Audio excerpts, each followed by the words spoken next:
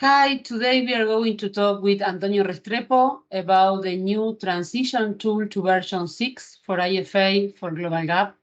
In this channel, we always post videos in Spanish, but we want to do this activity in English too for the people that are in other countries.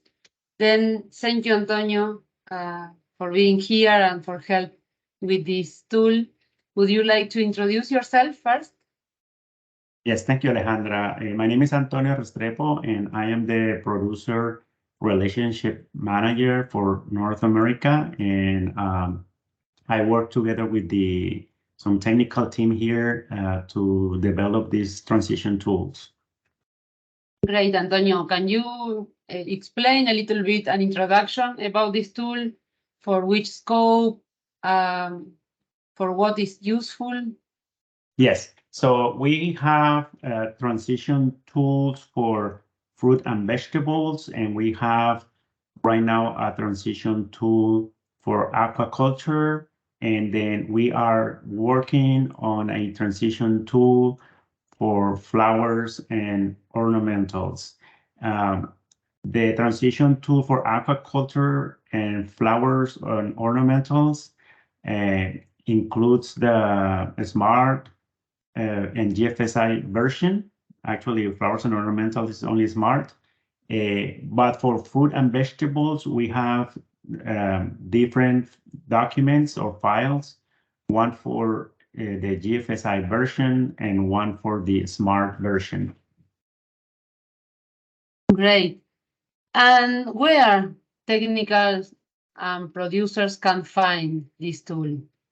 Okay, so the tools are in the website under the document center. So you go to globalgap.org, and here under the document center, you're gonna go to the search and the transition and search.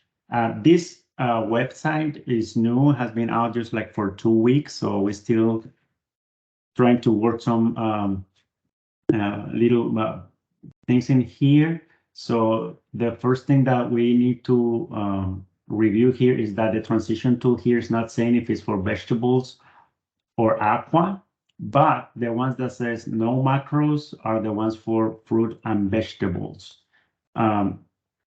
Just the reason why it says no macros is because first we release a transition tool that has some macros. This is an Excel file that has a little bit of programming inside, but we have issues because when people were opening this file, we got a lot of security warnings from Windows. So we decided just to remove those macros, and this is just basically a plain Excel document. So once you come here, you need to be sure that you select the edition. As you see here, there's one for Smart and one for GFS. In this case, we're going to show the GFS version, and just click here in this icon to download. And depending on your system on your computer or the browser you're using, in this case, I got the notification here that the file has been downloaded, and you can open the folder and then you can save it in your computer, wherever you want to save it. So this is not an online tool. You download it online, but when it's downloaded, it's just like any other file. You just work on your computer with this file. Great, Antonio. Then people can work on the document that you download. Can you explain us how to use this document? Sure. So once you open the document, it has different tabs in here. The first one is the introduction. It's basically gonna tell you what is the purpose of this tool. It's probably gonna have some disclaimers. And one important thing to know is this is not a mandatory document. This is just a support document. You might decide to use it or not. And there are other considerations here. An important thing to know is this is not a training tool. This is not intended for the producers to learn the requirements of version 6. This document aligns the principles and requirements from version 5 with the requirements from version 6. With that said, there are other documents available for you to learn about GLOBAL.A.P version 6 IFA. Of course, we have the Academy when you can take version 6 courses, but also we have a document that kind of summarizes what is new in version 6. And we have a document with the summary of the changes. Now, this summary of changes is mostly what had moved from minor to major, what are new, in which one has been merged. And then we have this one, which is probably a very important one, which is the guideline for fruit and vegetables. And this guideline has a lot more detail about how to comply with the requirements on the version 6. Another thing that we have in this transition tool that is not in a normal checklist is the audit method and justification guidelines. This is something that is normally used for quality management system, farm auditors, and also certification bodies, but we have included this in this transition tool just because it's something that it might be helpful for the producers. And I'm going to show you later on the tool, but it identifies how to comply with these requirements. If it's V means visual, I means interview, D means records or documents, X is cross-reference, and C is challenging the content of the programs, right? Then on the next tab, we have the checklist itself. And something that is new is that this checklist is,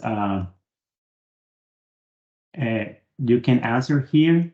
It's dynamic. You can select the answers here, and then you can automatically have calculation on your answers. Great, Antonio. Then you have the comparison between version 5 and version 6 in the same file. You have only to summarize a little bit the idea. You have the version 6 requirement in green color with the blue letters, and you have the old version 5 requirement in white and black, right? Correct. Yeah. So if you see here, on the top, we're gonna have the version 6 in blue, and then right below, you're gonna see the equivalent requirement from version 5. Some of the requirements have been merged. So let's scroll down and see one, for instance. When you come to this one, see there's a principle in version 6, and there were actually these 3 from version 5 that were merged into this one. And when you see to the label is identified here as merged. Great. This is a really good tool for producers. I hope that producers and technical people use it because it's going to facilitate a lot the transition from version 5 to version 6. Can you give us a contact where people can ask you questions when they start using it? Yeah, you can contact me to Restrepo, Restrepo at globalgap.org.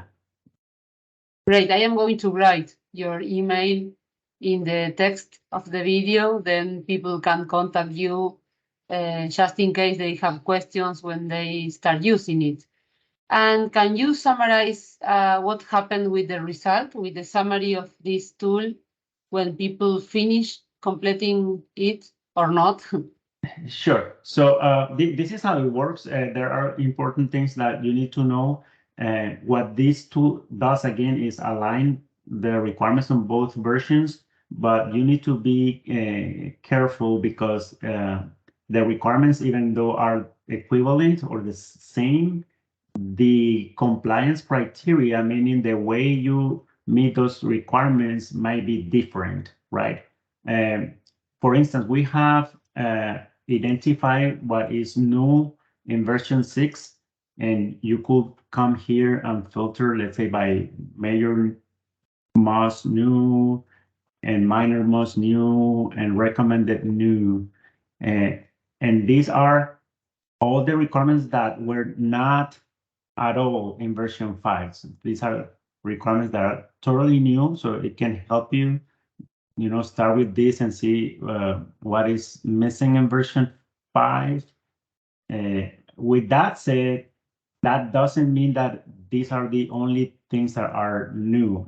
For instance, in this first requirement, there's a procedure in place to manage and control documents. So we have an equivalent or the same requirement in version 5, and is not identified as new.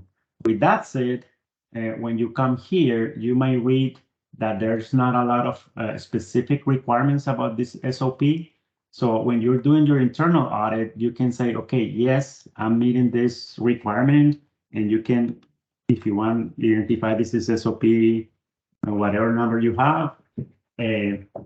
So you are meeting this requirement. But when you come here to the version 6, you can see that the compliance criteria is more specific and is asking you for instance, how documents and records are created, how reviews are undertaken, how versions of text take place.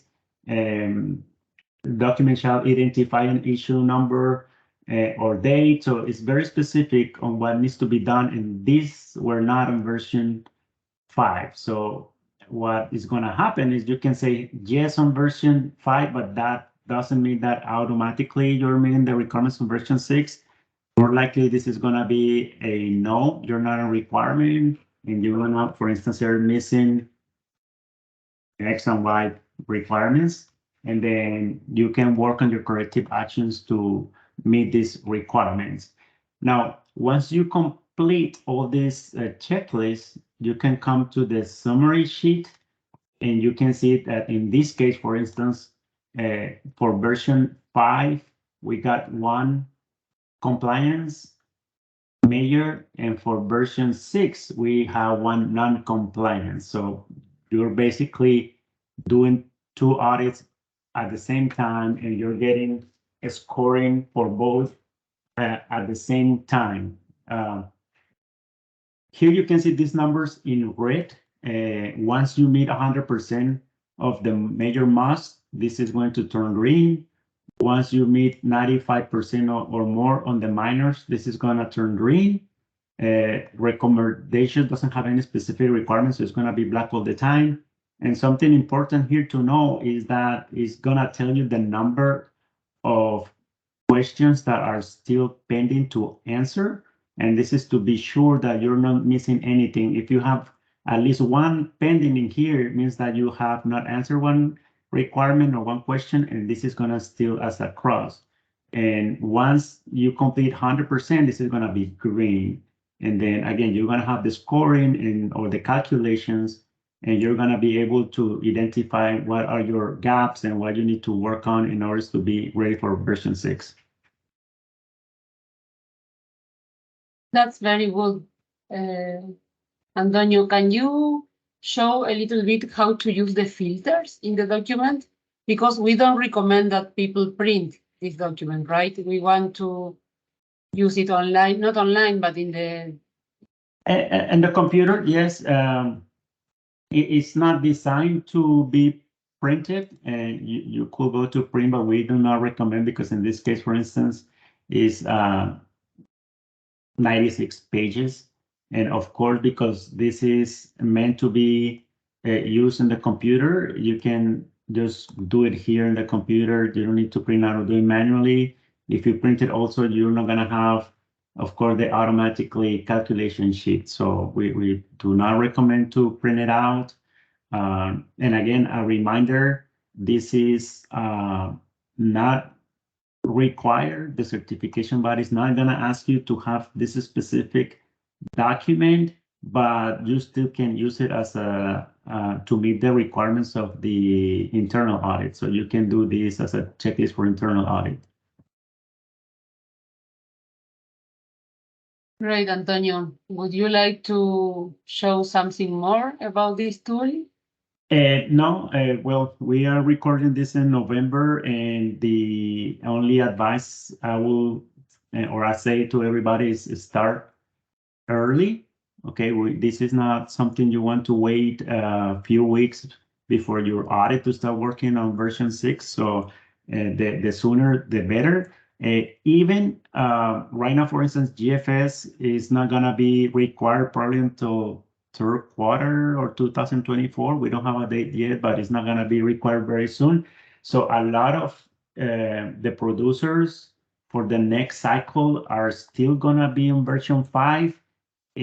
But that is probably the best time when you want to use this transition tool, because you can start doing your internal audit on version 5 and start identifying your gaps for version 6. So that would be my recommendation. You start using it as soon as possible. Great, Antonio. Thank you so much for your explanation, and thank you so much for develop this tool to help producers. Again, I am going to share your email in the text of this video. Then people can contact you directly to ask questions when they start working on that. And thank you so much. See you next time in another video. Thank you, Alejandra. Bye. Bye.